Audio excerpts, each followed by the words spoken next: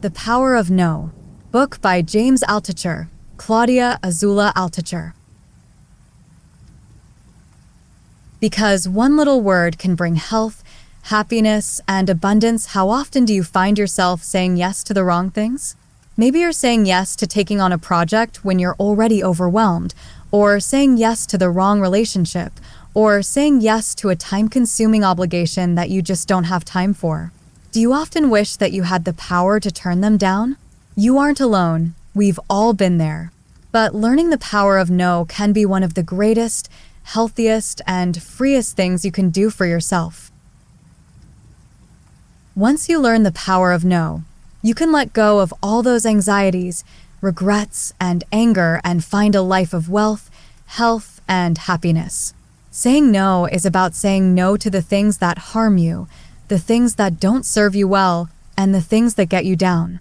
You are entitled to say no, and once you realize the power of no, you can begin to say yes to yourself. As you read, you'll learn how to banish the noise in your life, how to go on a gratitude diet, and how death isn't always a bad thing. Introduction. Oftentimes, saying no is incredibly painful to say, but it's also one of the bravest words to say. How many times have you had to say no only for it to cause anxiety, arguments, and anguish? Even the hours, days, and months filled before you say no are filled with anxiety as you ask yourself, should I? What's going to happen? Well, you have the right to say no. In fact, there's an entire Bill of Rights to help you fully realize your powers and rights. 1. You have the right to defend your life. You are entitled to say no to things that will directly hurt you, such as jumping off a building, drinking poison, or overdosing. While saying no to something like a fire might seem easy, it's much harder to say no to cigarettes, alcohol, and toxic relationships. You decide what you say no to. 2. You have the right to healthy relationships and real love. You are entitled to choose your tribe and the people you surround yourself with, regardless of what society imposes on you. You decide who to let into your life, no one else. 3. You have the right to use talents and allow abundance in your life. You are entitled to say no to anything that blocks your creative force and keeps you from bringing it to life. Only you have your gift, and you deserve wealth, abundance, and appreciation for your work. 4. You have the right to assert what you want. Every day you attend to the needs of others, whether it's colleagues, bosses, friends, or family. However, you are entitled to have your best interests at heart too. You don't have to do what everyone else is doing. 5. You have the right to choose what stories you believe in. There are thousands of common stories that we are taught to believe, like college, owning a home, marriage, children, a cushy job. You are entitled to say no to those stories and serve your own wants and needs. 6. You have the right to take your time. You have the right to say, okay, give me some time to see how I feel about it. There is no need to rush decisions. In fact, delaying can even help you determine the best choice or route to take. 7. You have the right to be honest, above all, with yourself. You are entitled to say no to putting on a mask to get people to like you. You are allowed to trust the person you are and be honest about it with others. In the long run, honesty will bring you health, love, and money. 8. You have the right to an abundant and filled life. You are entitled to say no to the thoughts that aim to tear you down, the thoughts that intend to scare you. Instead, acknowledge them and let them go, one at a time. 9. You have the right to be here now. You are entitled to say no to time traveling. When you feel regret or anger about the past, or anxiety and worry about the future, you are not living in the present. You have the right to say no and focus on your present strengths. 10. You have the right to silence. You are entitled to say no to the noise around you. That is the news, responsibilities, and pressures. Instead, You are allowed to sit alone in silence and be still for a moment each day. 11. You have the right to surrender. You are entitled to surrender the ideas you have formed about yourself. This is the ultimate no, saying no to what you think you are. Ultimately, there is nobody you need to impress, and there is nobody who can stop you. Begin your journey now, one step at a time. Chapter 1. Choose life and say no to bad relationships. You have the right to defend and live your life. Author Claudia Altucher has come to realize that nobody has it easy. Even 2-year-olds can speak of hardships, like when their mothers and fathers drop them off at daycare and scream, believing their parents are abandoning them forever. As we grow older, these hardships can become too hard to bear, sometimes to the point when we find ourselves speaking the words, "I want to die." But when Claudia thinks of those 4 words, she doesn't think about a physical death. Instead, she craves a different type of death. A death of old ways, old behaviors, and patterns of thinking that no longer serve her. She wants the death of the thing that has to die within her, so she can find a new life. When we transform our thinking into this perspective, we can begin to transform our suffering and become ready to act on the things you can control. You become ready to live.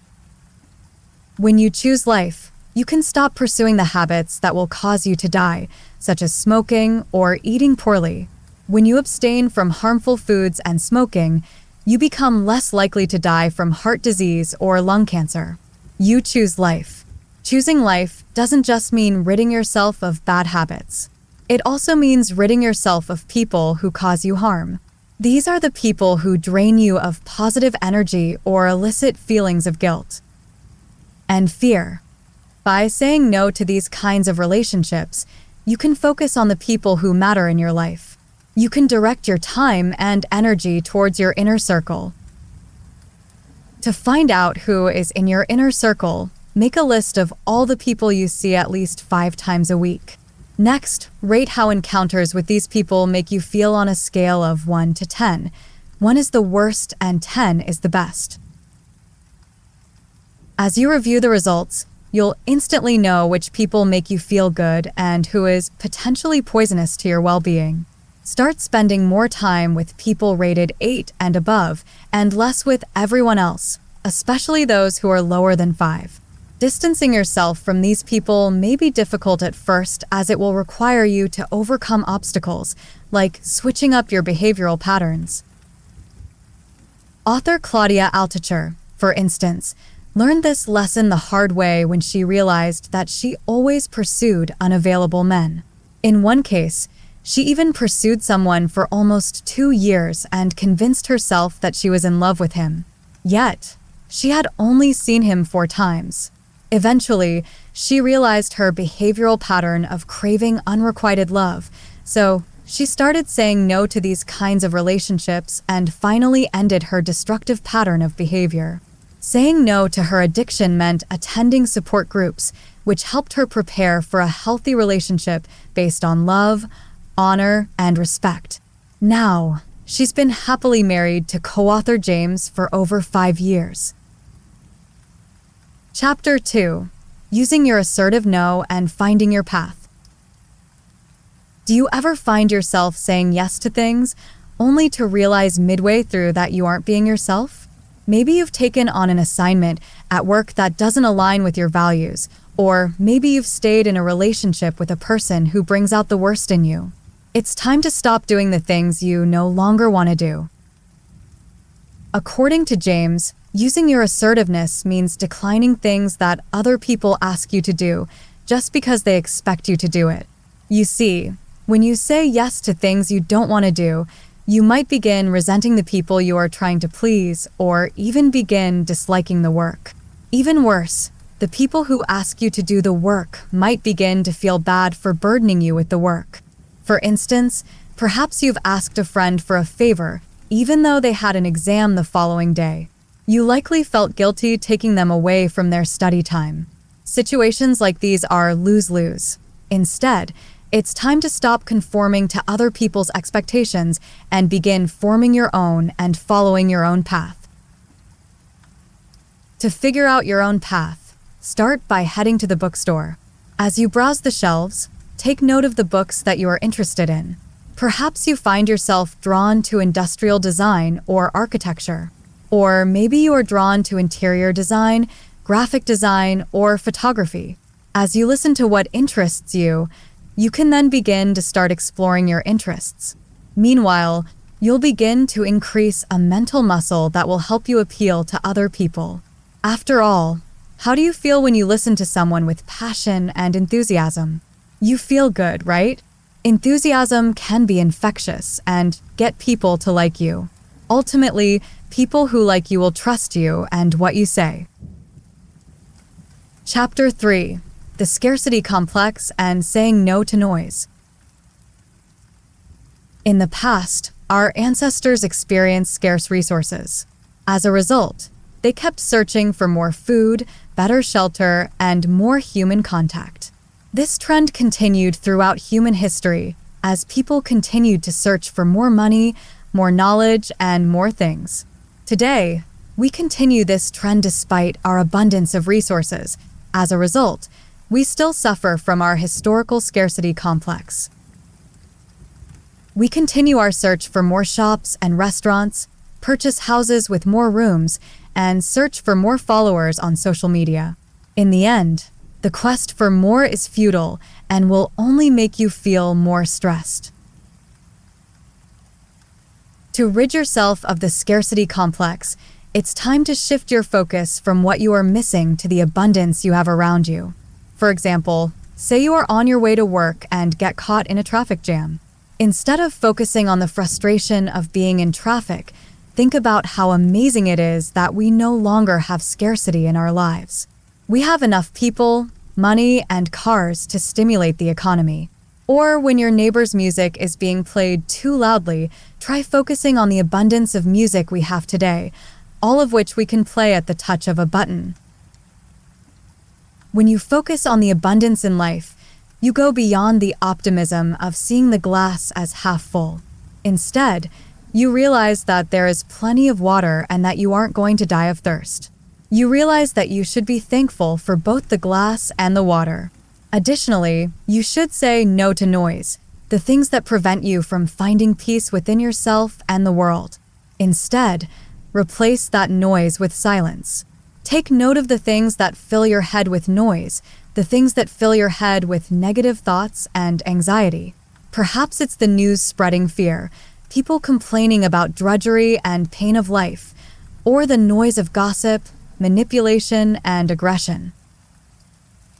You choose, however, the information and how you communicate. So if there is bad news on TV, turn the TV off. If someone is gossiping, walk away or change the discussion.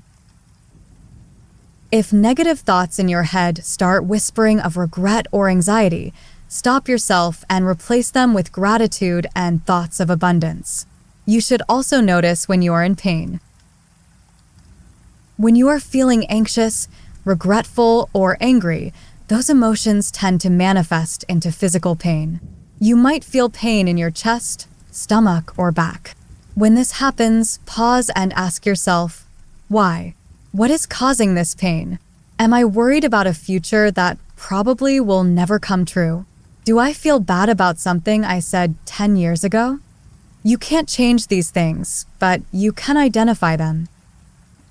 Finally, you should promote your physical, emotional, mental, and spiritual health.